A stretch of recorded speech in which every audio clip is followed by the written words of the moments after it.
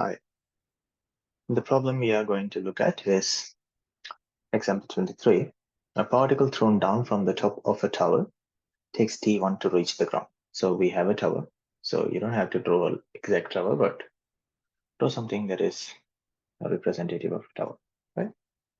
So you're throwing a particle down from the top of the tower. So it is going to have a velocity because you are throwing it. It is not free fall. And it takes t₁ to reach the ground. So it comes down with a velocity and it takes t equals to t₁. So you throw at t equals to 0 and it comes down at t equals to t₁. It takes time t2 if thrown from the same point with the same speed in the upward direction. So now we have a different scenario where we are throwing up with the same speed, right? So it is going to go up and come down to the ground with whatever the velocity. And it's going to take t2 amount of time, and this is t equal to 0. Right? So let me put the t equal to 0 on the other side. So in this one, this is going to come straight down. Here it is going to go up and come down. Then show that the time it will take to fall freely to the ground from the top of the tower is t₁, t2 square root, or square root of t₁, t2. So we have thrown with the same velocity as the previous one, right? So now the question is, you are dropping it. So that means the velocity at that highest point is 0. And we have to figure out what time it takes for it to come down and hit. The question is this. So what are the things we know? So all we know so far are the times it has taken for the particles to come down, right, into different scenarios. So let's call this scenario 1, 2, and 3. So let's deal with scenario 1. So I'm going to consider everything at the top as point A, everything at the bottom as ground as point B. Okay. So I'm going to use from A to B, and we have 4 equations, right? So what are the equations we have? So the first one is final velocity equals to initial velocity plus at. Second equation is vf squared equals to vi squared plus 2a delta x, where delta x is the displacement. And we have delta x equals to vi t plus half at squared. And we have the fourth one, which is not an orthodox equation, but we use it in some instances. So these are the 4 equations we have. So we have to relate the parameters we have with the parameters that are there in the problem, right? So let's call the height of the tower as capital H, right? So that is the height of the tower. So in the first one, we do not know the height of the tower, but if we assume that as h, we are going to assume the initial velocity as v as well. I can use the third equation, right? Because I don't have to deal with the final velocities. I don't want to make many or create many unknowns. So I'm going to have 2 unknowns. And since I have 2 scenarios, I should be able to figure out a way to solve those. Because in math, we say, so I'm going back to the math, right? So it is something that you can put it as a note. If you have n number of unknowns, in order to solve it, you need n number of equations, right? So this is solvable. If you have n number of equations, if you have, say, n number of unknowns, and if you have n minus 1 number of equations, then it is a problem. You will have infinite solutions, right? So it has nothing to do with physics, but math, right? Just for your knowledge, know it, right? So in this case, so you have the reasonings why we do something in physics, right? Sometimes it is a reasoning from the physics, so it is from the math. So in this case, the reason why I have only said I'm only strict, or I'm only restricted with two unknowns is because I have only two scenarios. The third one is something that I have to find out. It is not something that I could use, right? So from point A to point B for scenario one, I'm going to use delta y equals to VIT plus half AT squared, right? So I'm going to use it in the downwards direction. So delta y is h. The initial velocity I do not know, but I'm going to keep it as v. The time it has taken is t1 plus half acceleration due to gravity is, I'm going to consider it as g, and it is t1 squared. So that is going to be my first equation. My second equation is scenario 2 from point A to point B.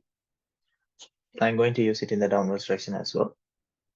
I'm going to use the same equation, which is delta y. VIT plus half AT squared. Even if it is going up, but the displacement is from here to here, right? So the displacement is downwards, which is h. So since I'm using it in the downwards direction, it is going to be h. But the velocity, the initial velocity, is pointing upwards, and I'm considering anything down as positive, so it is going to be minus v, and the time is t2 plus half acceleration due to gravity is pointing downwards, so it is plus t2 squared. So I'm going to treat that as my second equation. So scenario 2, let's not worry about it at the moment. Let's figure out what we can do at this point, right? So we have two equations. So I want to reduce, or I want to find, because we have two unknowns, we have two equations, so we can find the unknowns. So I'm going to do equation 1 minus equation 2. So equation 1 minus 2, on the left-hand side, you are going to have h minus h. On the right-hand side, you will have vt1 minus vt2 plus half g t1 squared minus half g t2 squared, right? Just avoid this bracket, sorry. So what I'm going to get? So on the left-hand side, it is 0. You get v. I am going to like join them. So it is this plus half g t1 squared minus t2 squared. So if I bring one to the other side, I would get minus of v t1 plus t2 equals to half g t1 squared minus t2 squared. So in math, we know that difference of squares could be written as sum and addition of the quantity. So I can write it as t1 plus t2, t1 minus t2. So I can cancel these, right? So if I did that, I mean, this is really a terrible way of writing it, but if I write it down and if I cancel those, I would get minus v as half g t1 minus t2. So I would get v equals to half g t2 minus t1. Now that I know g, or now that I know v, I can find h. So how can I find h? So I have to substitute in one of the equations and I will get h. So at this point, what I'm going to do is I'm going to use write it for the second third scenario as well, right?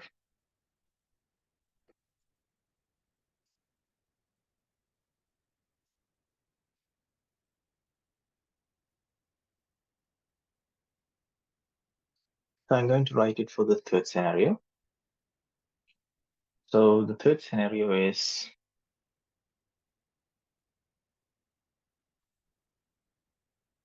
and dropping it from point A to point B.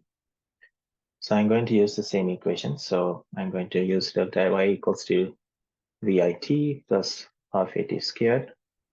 I'm going to use it in the downwards direction. So it is, the displacement is h, initial velocity is 0, of g t squared, right? So I want to find t. So if I make t as the subject of the equation, I will get this as the equation. So g is something, a constant, so I do not need to worry about. But what I have to figure it out is what this h is. So that makes sense, right? Because in these equations, I have found what the v is, right? If I substitute in one of the equations, I will get the